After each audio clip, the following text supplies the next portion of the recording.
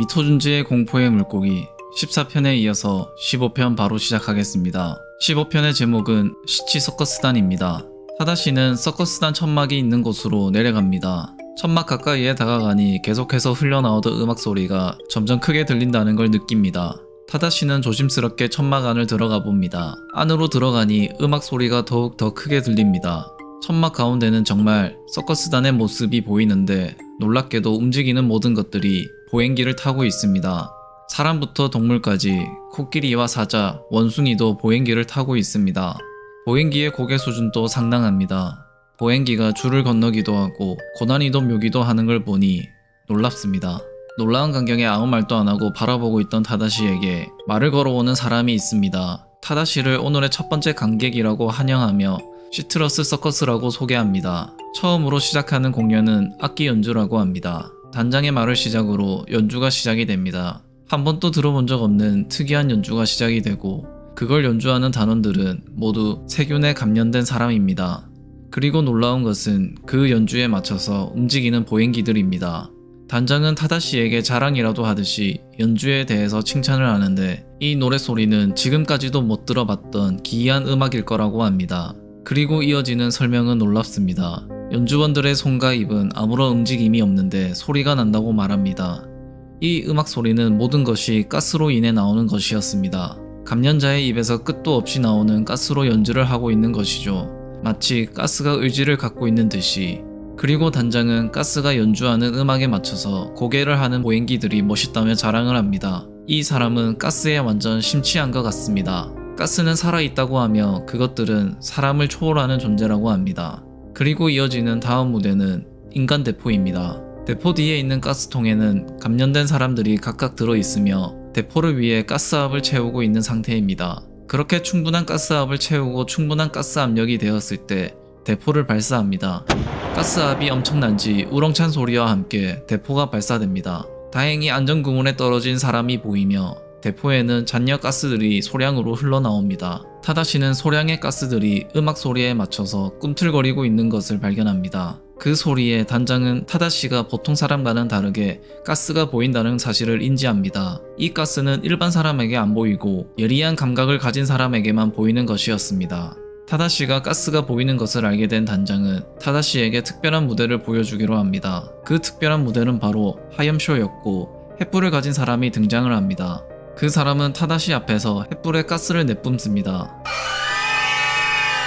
횃불에 엄청나게 큰 연기로 변한 가스는 엄청나게 기분 나쁜 모습입니다. 그들은 타다시에게 돌진하는 듯한 모습이며 마치 타다시를 잡으려고 보입니다. 처음 보는 그 무서운 광경에 타다시는 당황스러워합니다.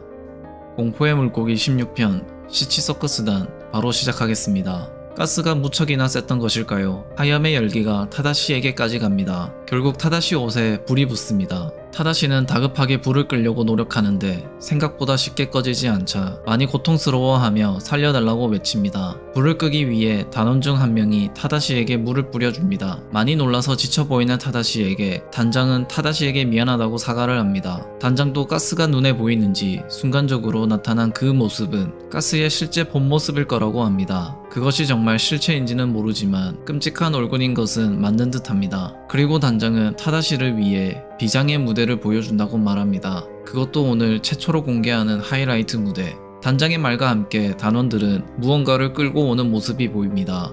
보행기의 다리 소리가 들리는데 단원들이 억지로 끌고 나온 것은 신 보행기를 타고 있는 카오리였습니다. 단장은 타다시에게 새로운 보행기라서 놀랍다고 말하는데 타다시는 그것이 카오리라는 것을 바로 알아챕니다. 신보행기 카오리는 단원들의 말을 잘 듣지 않자 단원 한 명이 채찍으로 카오리를 때립니다. 타다시는 그 모습을 보고 그만두라고 말합니다. 놀랍게도 카오리는 열받았는지 보행기에서 오물을 배출하며 단원들을 견제합니다. 그것을 얼굴에 정통으로 맞은 사람들은 이 오물로 인해 가스균에 감염될지 몰라 무서워합니다. 카오리는 혼란스러운 틈을 타서 서커스단에서 도망을 시도합니다. 타다시는 그런 카오리를 뒤쫓아갑니다. 이번이 마지막이라는 생각으로 죽을 힘을 다해 뛰는 타다시. 간절함의 힘인지 타다시는 카오리를 거의 다 따라잡았고 가까이에서 점프를 해서 카오리 위에 올라타는 데 성공을 합니다.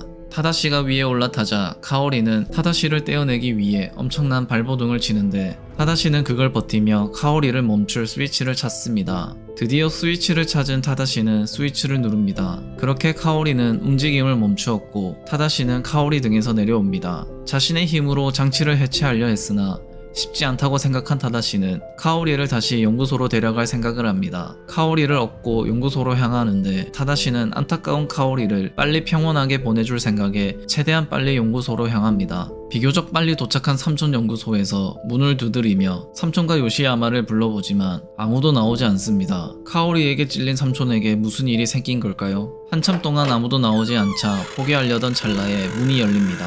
문을 열어준 사람은 요시야마인데 요시야마의 표정이 많이 좋지 않고 얼굴이 많이 피곤해 보입니다. 요시야마는 타다시가 무사하게 살아있다는 것에 놀라워합니다. 타다시는 삼촌 상태에 대해서 물어보는데 삼촌 이야기를 하자 요시야마는 눈물을 흘립니다. 이렇게 16편 또 끝이 났습니다. 벌써 완결이 다가오고 있네요. 2편밖에 남지 않았습니다. 이상한 음악 소리에 홀려 들어간 서커스는 정말 보행기 때문에 정신이 나간 사람들로 보입니다. 하지만 그래도 여기서 카오리를 만나서 다행인 것 같습니다. 무사히 카오리를 데리고 삼촌 연구실까지는 왔지만 입구에서 요시야마의 표정이 무언가 불길합니다. 도대체 타다시가 없는 시간 동안 무슨 일이 있었던 것일까요? 무척 궁금해집니다. 그럼 완결을 향해 가시죠. 다음 편의 제목은 2호 연구실의 시치입니다. 다음 편도 많이 기대해주세요. 재밌게 보셨다면 구독과 좋아요 부탁드립니다. 감사합니다.